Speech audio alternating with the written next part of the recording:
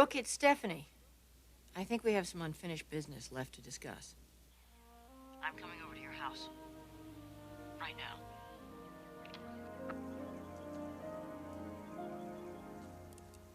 All right, now, Brainshell, stay with me. This is very important. Get a hold of the department stores, apologize for the delay, make sure they're ready in the photo gallery for the session. And, oh, yeah, get a hold of Cy over at Elite Fabrics. Tell him we gotta have that sample yardage yesterday. Okay, Sal. I'll call him right away. Oh, and by the... Wait a minute. How can I do that when yesterday already ended? That cruisewear sample you wanted to see is here, and it looks great. Does it? Fine, okay. Where is it? Wait. Here we go, company. What a bimbo. New Sally, what do you think?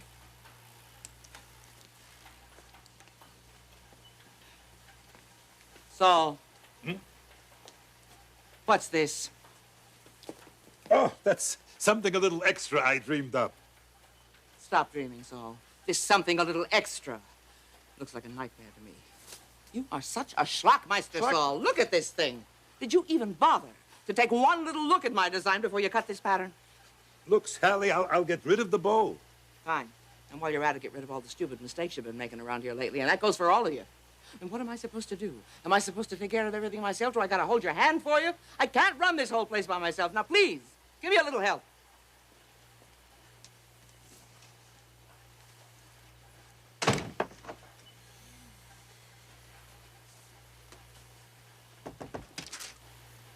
Sal? If there's anything I can do... Yeah, there's something you can do. You can make those phone calls I told you to make. Oh, go on, darling. Sally, what's going on? Saul's going nuts out there. Nothing much. I'm just surrounded by assassins and incompetents. That's all. I'm supposed to run this whole show by myself. Well, I just can't do it. I gotta realize I can't. Oh, God. Oh, baby, what's the matter with me? I just hurt their feelings, Saul and Darla. I just flew off the handle at them for no reason. I gotta go apologize to them. Sally, they understand. They know how you feel. How can they? How can anybody know how I feel? I don't know how I feel myself. I'm all mixed up inside. Everything's crazy. I mean, everything is so good for you and me, and everything's so bad for Macy. My little girl is hurting like she's never been hurt in her life, and it's only because of me. It's only because she's unlucky enough to have me for a mother. Hey, take it easy on yourself. I can't help it. It's so frustrating. I can't fix it. And you see, I can't do anything to fix it. Nothing I can say or do is going to make any difference. It's got to be something. Something you haven't done. And it could be the most obvious thing of all.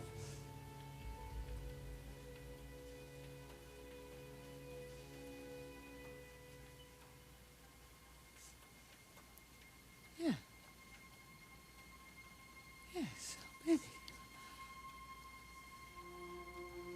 I think you're right. You're a genius. Thank you.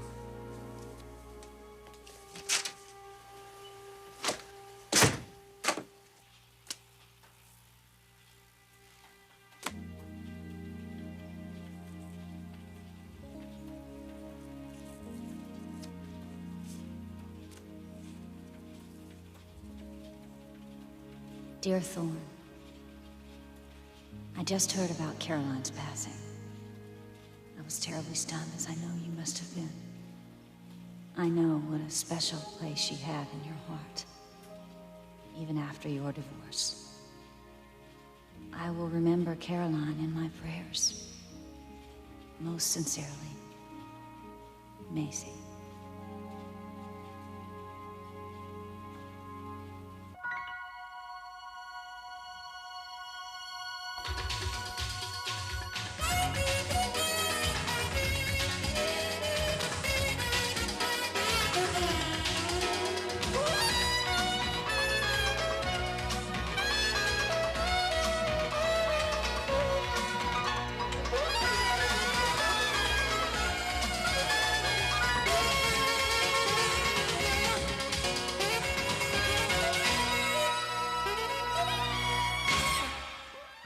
the bold and the beautiful. This portion sponsored by Ivory Liquid, where clean and soft go hand in hand.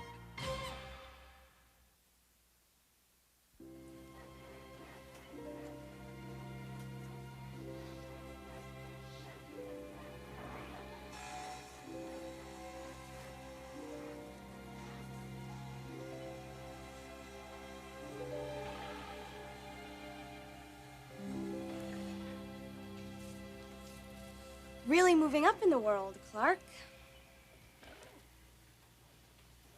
Felicia. You left your beautiful office at Forrester to come to this? For information, there's a group of workmen right down the hall finishing up my office as we speak. An office that will rival, if not surpass, the great Eric Forrester's. So, what brings you by Garrison Originals? I'm looking for Macy. Oh, sorry. She's in New York picking out some fabric. Sally sent her there. Thought it might take her mind off Thorne. She's really hurting, isn't she? Like you wouldn't believe.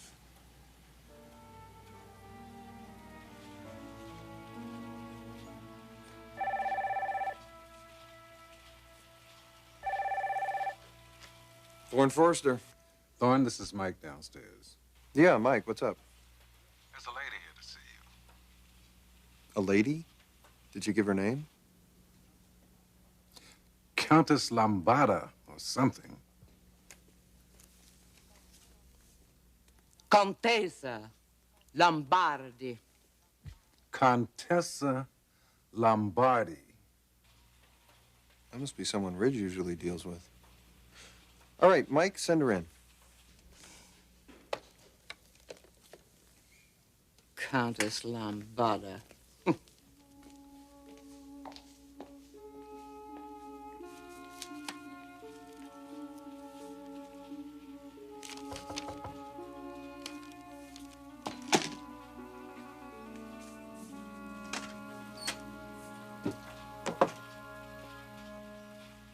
Oh, no. I should have known this. Please forgive me for the get-up. But I really had to talk to you, Thorne. And knowing how people around here feel about me, I thought maybe a little subterfuge was necessary. Did Macy put you up to this? No, of course not. I'd hoped you would have known better than that. No, I don't know better than that, Ms. Spectra. In fact, I would expect that. And now, if you don't mind, I have work I'd like to do. Please, Thorne, I know how busy you are. I know you've got work to do. And I also know what you think of me and this ridiculous business of my coming over here to talk to you. But none of that matters now.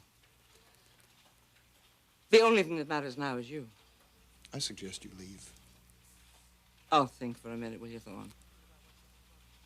Think about what you've just gone through. You've just lost two people you loved. One of them is gone forever, unfortunately. You'll never see her again.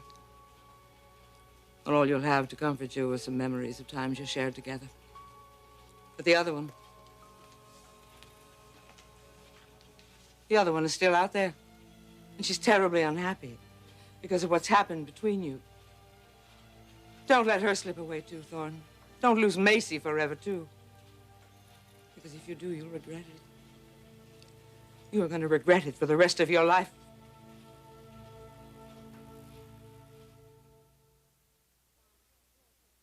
Darn, I was really hoping to see Macy.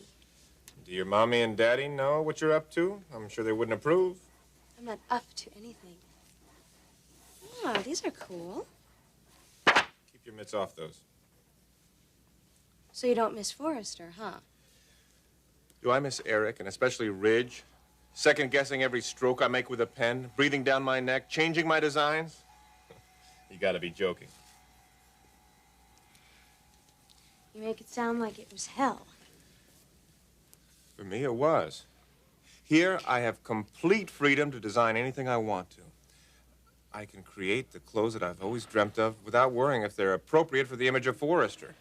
I'm loving every minute of it. I didn't realize you were such a nonconformist. I'm an artist, and an artist needs freedom of expression. Tell me about it. You having trouble over there? What do you think? With the stuff I design? You're a forester. The old man still doesn't like it. Oh, he's trying to be diplomatic. But the bottom line is that you will never see one of my designs with a forester label. Not unless you conform to his way of designing. Fat chance of that. What are you going to do? What can I do? Why don't you work over here? Me? Work at Spectra? At Garrison.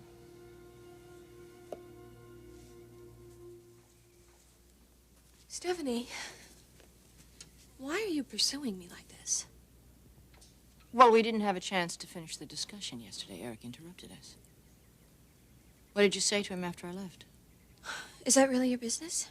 I just assumed that he would want to know why I had been here. Stephanie. Okay, we don't have to have a discussion about Eric. That's fine. I want to talk about Caroline and you and Ridge. She was trying to pair you up with Ridge. That was her dying wish, wasn't it? I want to know what promise you made to Caroline.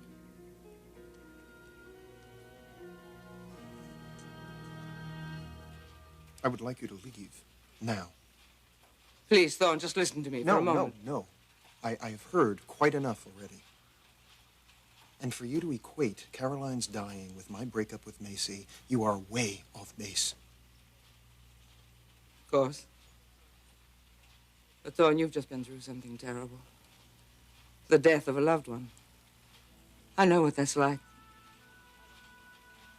I lost Macy's father when she was still just a little girl.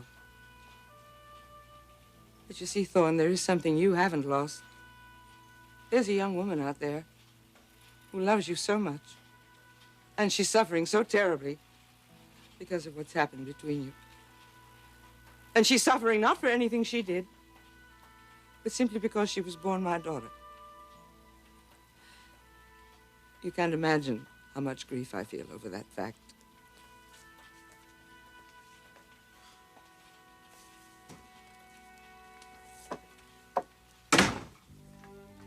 You know, you are amazing. You are like the thief who isn't one bit sorry she stole, but who's very, very sorry she got caught. Thief? Trickster? Con woman? Sure. I've probably been all of those things. But not my daughter. My daughter isn't like me. And I was the only family she had in this world. So you can imagine how difficult that made things for her. You were lucky, Thorne. You were blessed. You were born into a fine family with money and fame and prestige. But suppose you hadn't been so lucky. Try to imagine that.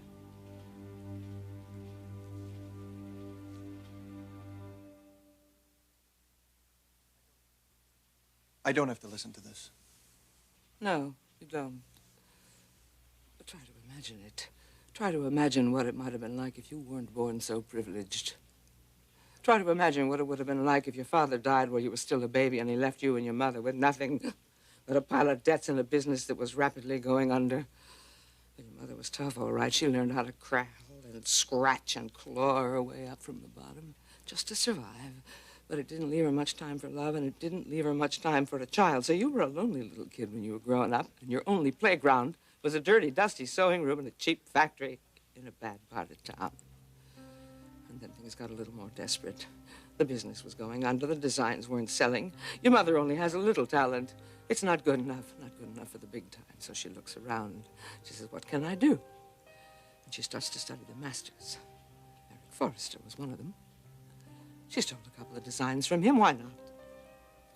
A little nip here, a little tuck there. Cut the skirt on the bias. Run it off in cheap fabric. Make it fast and make it cheap. I did what I had to do, just to survive. But Macy wasn't any part of that. I got my daughter away from all that.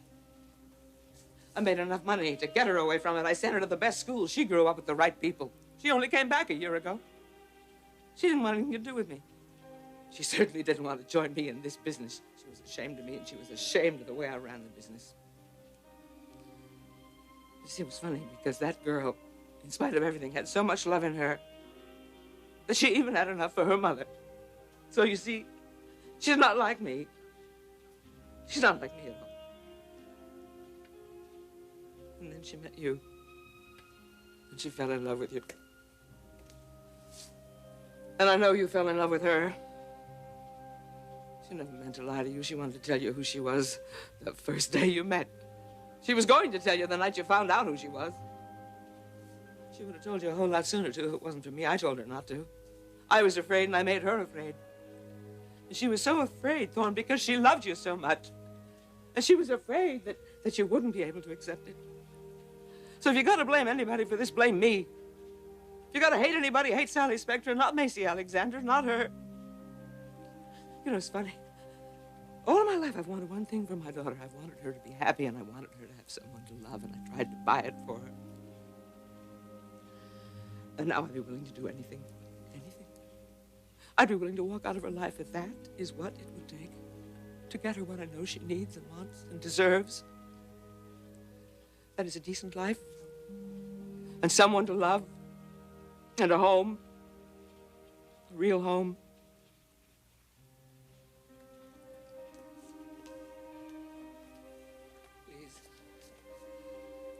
Please just think about what I said, will you? Think about it, and think about that little girl. Think about Macy. She loves you so. Thank you. Thanks for listening.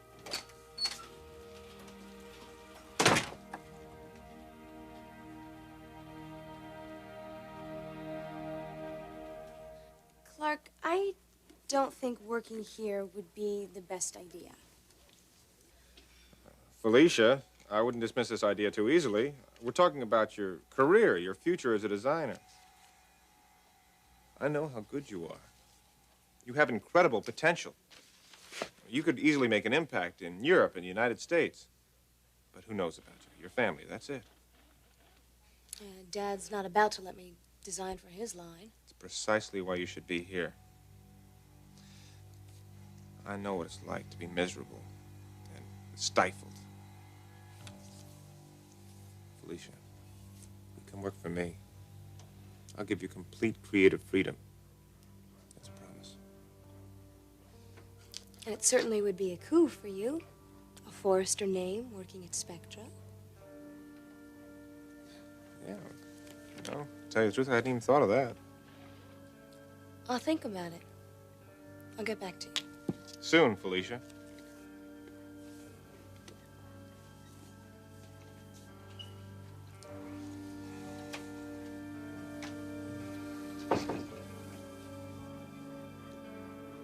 What would you think about that, Ridge, old boy? Your baby sister working for me. Caroline and you and Ridge were very close those last couple of weeks.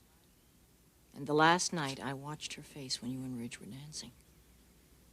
The expression was peaceful. Now, why won't you answer a simple question? It's not as simple as you make it out to be.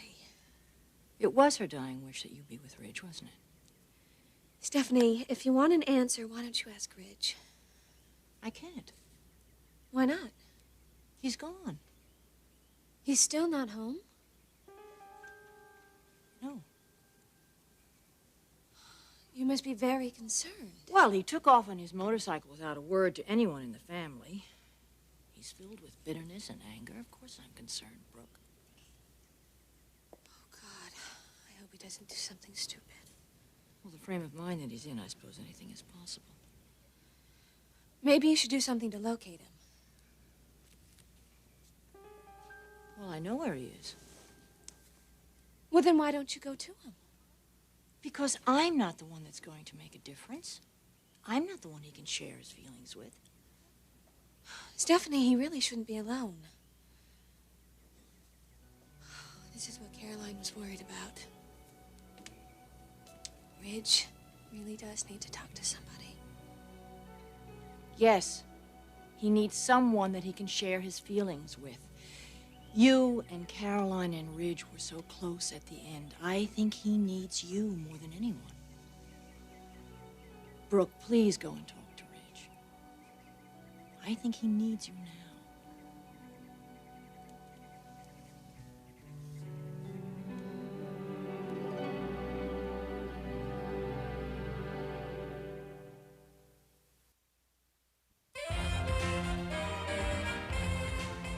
Join us again for The Bold and the Beautiful,